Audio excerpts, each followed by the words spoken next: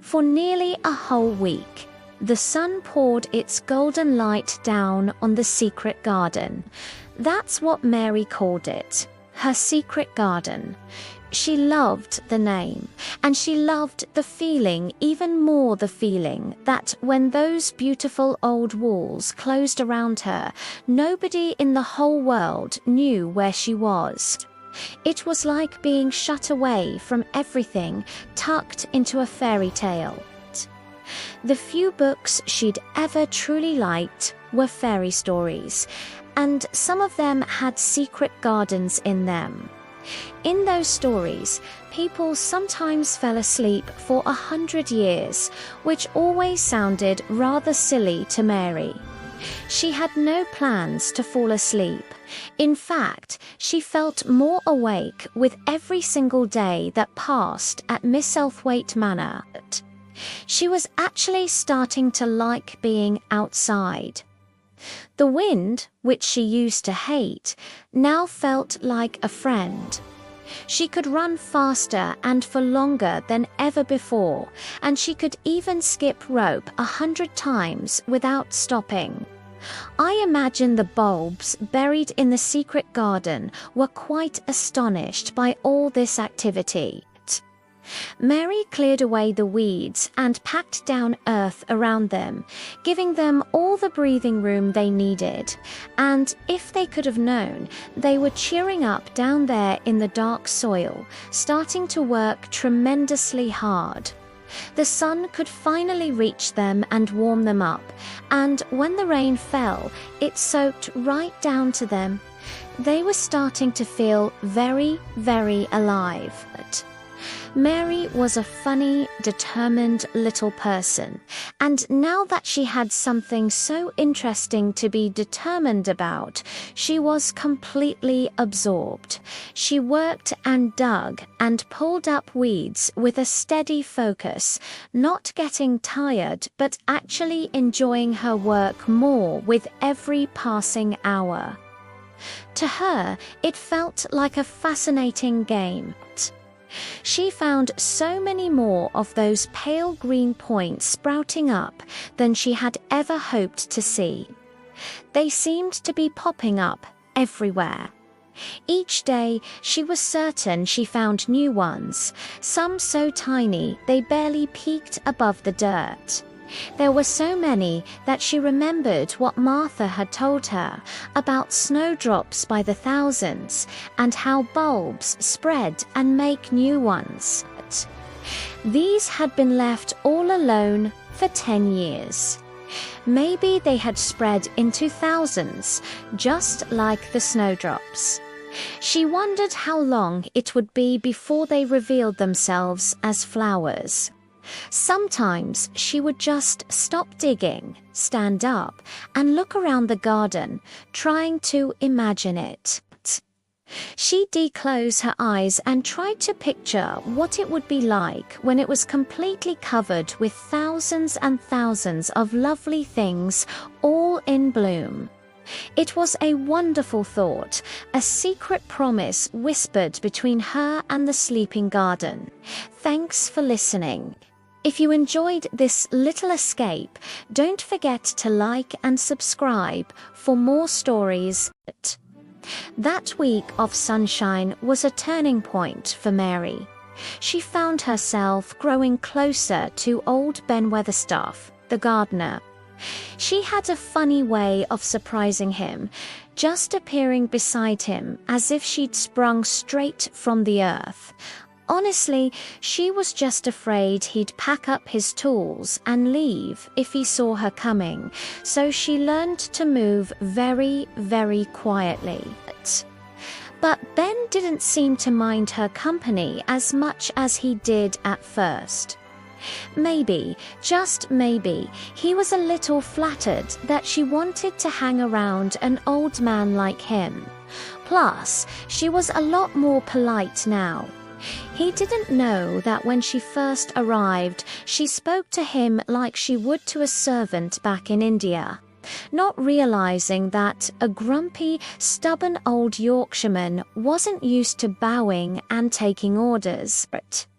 One morning, he looked up from his work and saw her standing there. "You're just like that robin," he said with a grunt. "I never know when I'll see you or which side you'll pop up from." Mary smiled. "He's friends with me now," she said proudly. "That's just like him," Ben snapped back. "Always making up to the women folk out of pure vanity. There's nothing he wouldn't do to show off and flirt his tail feathers. He's as full of pride as an egg's full of meat." Ben wasn't much of a talker. Sometimes he'd just grunt in response to Mary's questions. But this morning was different. He actually stood up, rested his big hobnailed boot on his spade, and gave her a good long look. "How long have you been here?" he asked suddenly. "I think about a month," she replied. "Well, you're starting to do Miss Southwaite some credit," he said, which was his way of giving a compliment.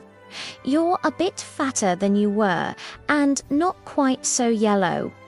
When you first came into this garden, you looked like a young plucked crow. I thought to myself, I've never laid eyes on an uglier, more sour-faced little thing." Mary wasn't vain. She'd never thought much about her looks, so his words didn't bother her. "I know I'm fatter," she said matter-of-factly. "My stockings are getting tighter. They used to be all wrinkly. Oh look, there's the robin, Ben Weatherstaff, and there he was, looking more handsome than ever. His little red waistcoat was as glossy as satin. He flirted his wings and tail, tilted his head, and hopped about with such lively charm. It was like he was determined to make Ben Weatherstaff admire him. But Ben just stayed sarcastic. He watched the robin's little show, unimpressed. The little bird puffed out his chest and even broke into song, as if to prove he was the most wonderful robin in the world. Mary was completely captivated. She loved his boldness and his funny, human-like ways. She felt a strange new warmth spreading through her, a feeling she hadn't known before. Life at Misselthwaite Manor was slowly changing her. Each day spent outdoors, breathing the fresh moorland air, brought a little more colour to her cheeks and a little more strength to her body. She was eating more, sleeping better, and finding joy in the simplest things. The new green shoots in the garden, the secret life of the walled spaces, and the gruff but steady company of the old gardener and a cheerful little bird. She didn't feel so sour anymore. She was starting to feel alive. It was a quiet, secret kind of happiness, growing inside her just like the hidden flowers in the garden, waiting for the right moment to bloom. And this strange, wonderful friendship with a grumpy gardener and a proud robin was at the very heart of it all. Thanks for watching, and don't forget to follow for more stories. There Thar art, he said. Thar can put up with me for a bit, sometimes when Thar's got no one better. Thar's been reddening up thy waistcoat and polishing thy feathers this 2 weeks. I know what Thar's up to. Thar's courting some bold young madam somewhere, telling thy lies to her about being th finest cock robin on Missile Moor, and ready to fight all th rest of em. Oh, look at him, exclaimed Mary. The robin was evidently in a fascinating, bold mood. He hopped closer and closer and looked at Ben Weatherstaff more and more engagingly. He flew on to the nearest currant bush and tilted his head and sang a little song right at him. thinks thou'll get over me by doing that," said Ben, wrinkling his face up in such a way that Mary felt sure he was trying not to look pleased. "𝗓 thinks no one can stand out against thee, that's what 𝗓 thinks." The robin spread his wings. Mary could scarcely believe her eyes. He flew right up to the handle of 𝗏𝗏𝗏𝗏's spade and alighted on the top of it. Then the old man's face wrinkled itself slowly into a new expression. He stood still as if he were afraid to breathe, as if he would not have stirred for the world, lest his robin should start away. He spoke quite in a whisper. "I'm danged," he said as softly as if he were saying something quite different. "Does know how to get at a chap. 𝗓 does 𝗦𝗧𝗥𝗏 fair unearthly, 𝗓's so knowing." And he stood without stirring, almost without drawing his breath, until the robin gave another flirt to his wings and flew away. Then he stood looking at the handle of the spade as if there might be magic in it, and then he began to dig again and said nothing for several minutes.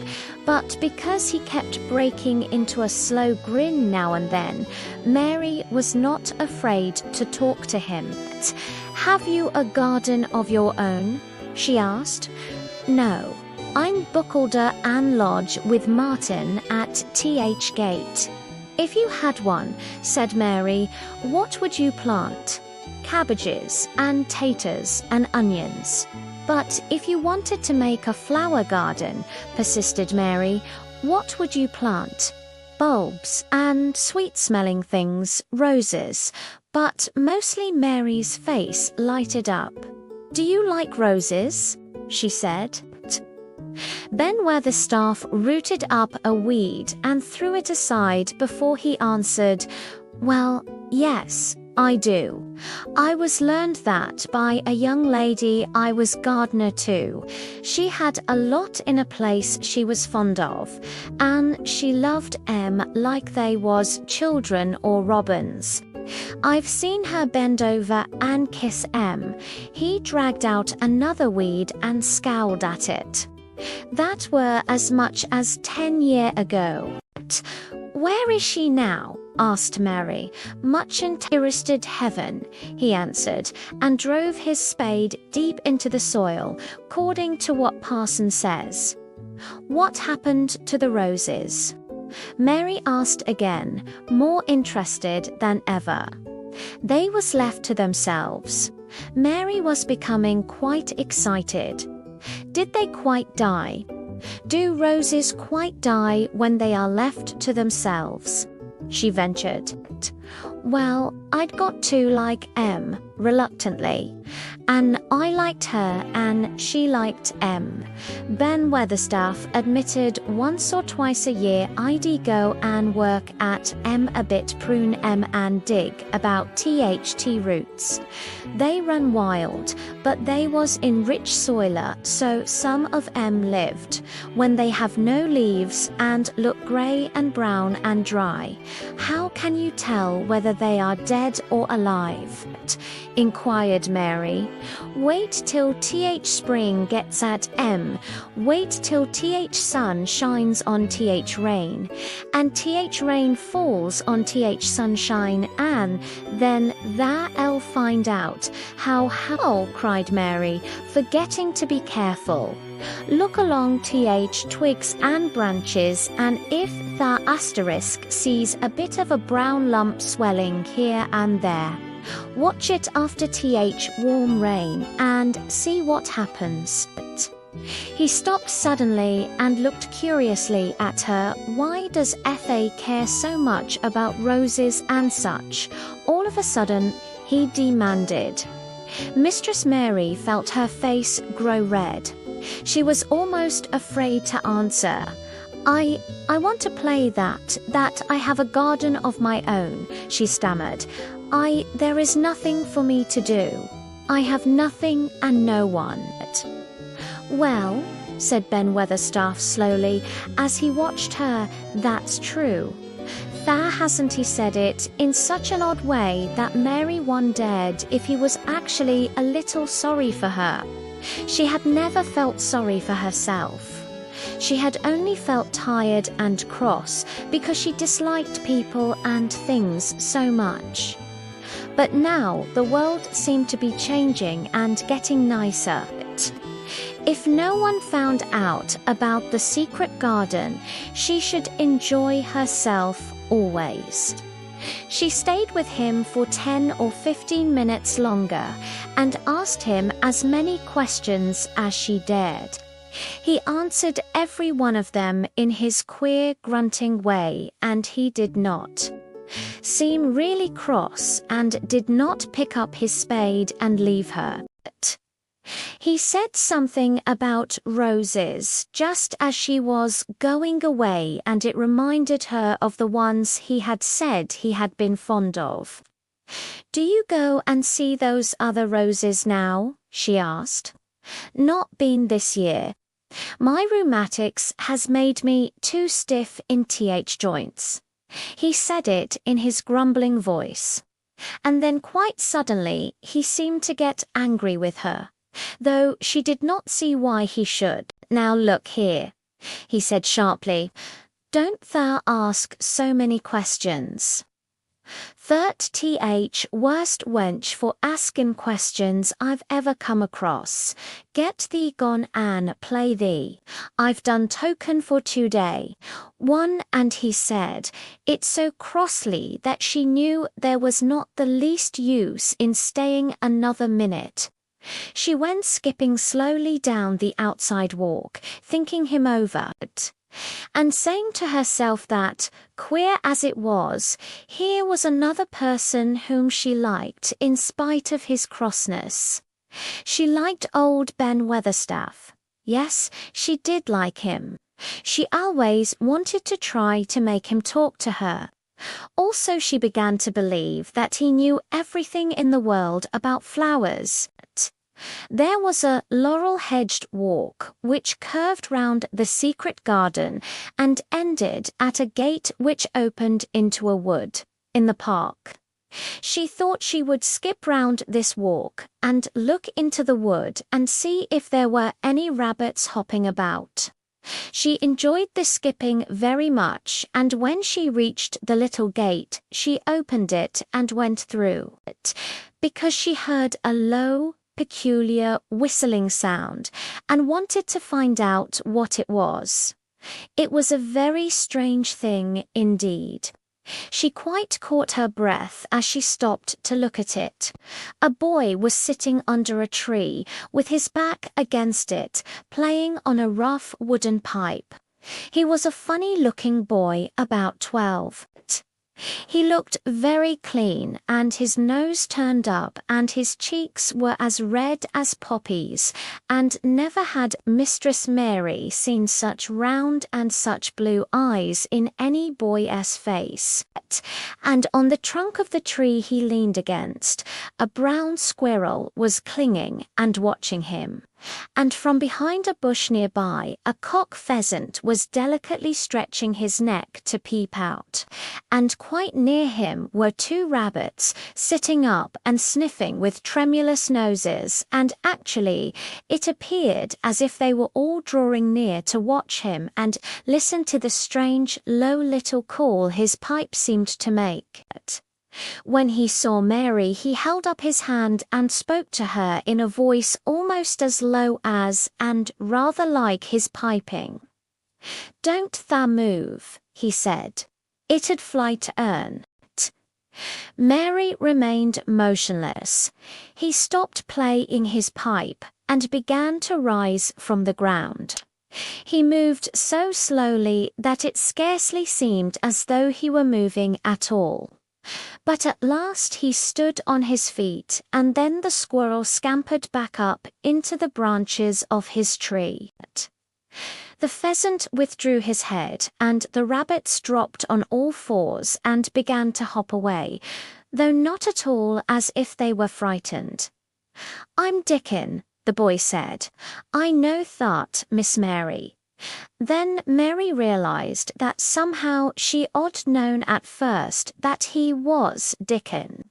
Who else could have been charming rabbits and pheasants as the natives charm snakes in India? He had a wide, red, curving mouth, and his smile spread all over his face.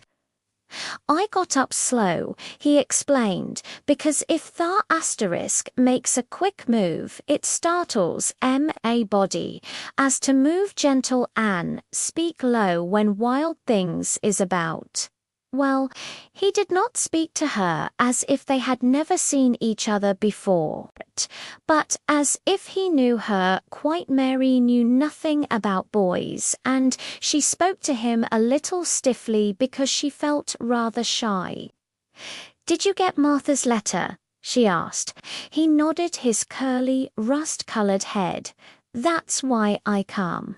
He stooped to pick up something which had been lying on the ground beside him when he piped. "T've got garden tools. There's a little spade, and 7 rake, and a fork and hoe. They are good, and there's a trowel, too." And woman in shop threw in a packet o' white poppy Anne.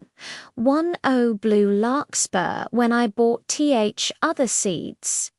"Will you show the seeds to me?" Mary said. She wished she could talk as he did. His speech was so quick and easy. It sounded as if he liked her, and was not the least afraid she would not like him, though he was only a common moor boy, in patched clothes, and with a funny face, and a rough, rusty red head. As she came closer to him, she noticed that there was a clean, fresh scent of heather and grass and leaves about him, almost as if he were made of them. She liked it very much, and when she looked into his funny face with the red cheeks and round blue eyes, she forgot that she had felt shy. "Let us sit down on this log and look at them," she said.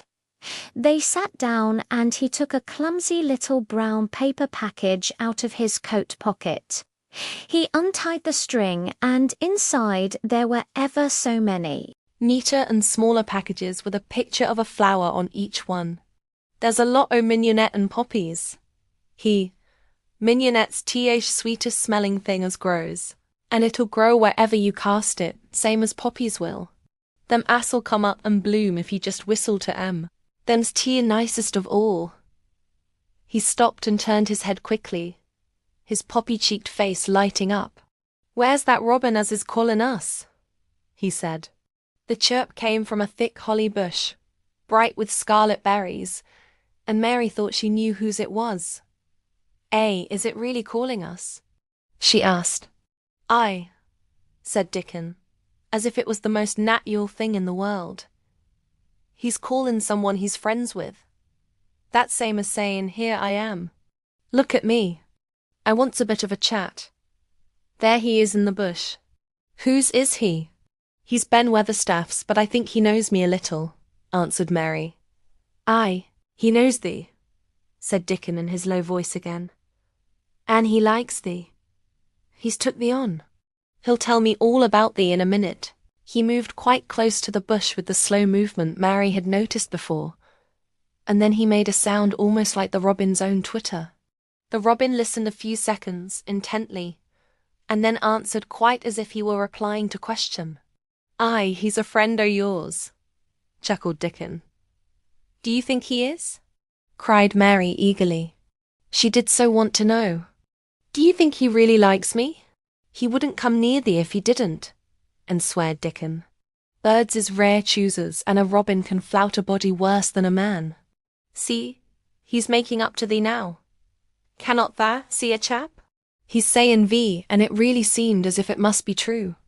He so sidled and twittered and tilted as he hopped on his bush." "Do you understand everything birds say?" said Mary. Dickon's grin spread until he seemed all wide, red, curving mouth, and he rubbed his rough head. "I think I do, and they think I do," he said. "I've lived on moor with 'em so long. 𝗚𝗏𝗡𝗏 watch them break shell and come out and fledge and learn to fly and begin to sing, till I think I'm one of 𝗚m. Sometimes I think p'raps I'm a bird, or a fox, or a rabbit, or a squirrel, or even a beetle, and I don't know it. He laughed and came back to the log and began to talk about the flower seeds again. He told her what they looked like when they were flowers. He told her how to plant them, and watch them, and feed and water them. See here, he said suddenly, turning round to look at her. I'll plant them for thee myself. Where is thy garden? Mary's thin hands clutched each other as they lay on her lap. She did not know what to say, so for a whole minute she said nothing.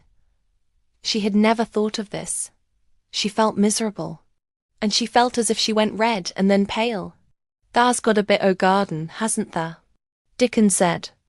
It was true that she had turned red, and then Dickon saw her do it. And as she still said pale, nothing, he began to be puzzled. Wouldn't they give thee a bit? He asked. Hasn't tha got any yet? She held her hands even tighter and turned her slowly, eyes toward him. I don't know anything about boys, she said. Could you keep a secret, if I told you one? It's a great secret. I don't know what I should do if anyone found it out. I believe I should die. She said the last sentence quite fiercely. Dickon looked more puzzled than ever, and even rubbed his hand over his rough head again. But he answered quite good-humouredly. I'm keeping secrets all th time, he said. If I couldn't keep secrets from th other lads, say crets about foxes' cubs, and birds' nests, and wild things' holes, there'd be naught safe on th moor. I can keep secrets. Mistress Mary did not mean to put out her hand and clutch his sleeve, but she did it. I've stolen a garden, she said very fast. It isn't mine. It isn't anybody's. Nobody wants it. Nobody cares for it. Nobody ever goes into it. Perhaps everything is dead in it already. I don't want to know. She began to feel hot and as contrary as she had ever felt in her life. I don't care. I don't care. Nobody has any right to take it from me when I care about it, and they don't. They're letting it die, all shut in by itself. She ended passionately, and she threw her arms over her face and burst out crying, poor little Mistress Mary. Dickon, his curious blue eyes grew rounder and rounder. He said, drawing his exclamation out slowly, and the way he did it meant both wonder and sympathy. I've nothing to do, said Mary. Nothing belongs to me. I found it myself and I got into it myself. I was only just like the robin, and they wouldn't take it from the robin. Where is it? Asked Dickon in a dropped voice. Mistress Mary got up from the log at once. She knew she felt contrary again and obstinate, and she did not care at all. She was imperious and Indian, and at the same time hot and sorrowful. Come with me and I'll show you, she said. She led him round the laurel path and to the walk where the ivy grew so thickly. Dickon followed her with a queer, almost pitying look on his face. He felt as if he were being led to look at some strange bird's nest and must move softly. When she stepped to the wall and lifted the hanging ivy, he started. There was a door and Mary pushed it slowly open and they passed in together. And then Mary stood and waved her hand round defiantly. It's this, she said. It's a secret garden, and I'm the only one in the world who wants it to be alive. Dickon looked round and round about it, and round again. He almost whispered, it is a queer, pretty place. It's like as if a body was in a dream.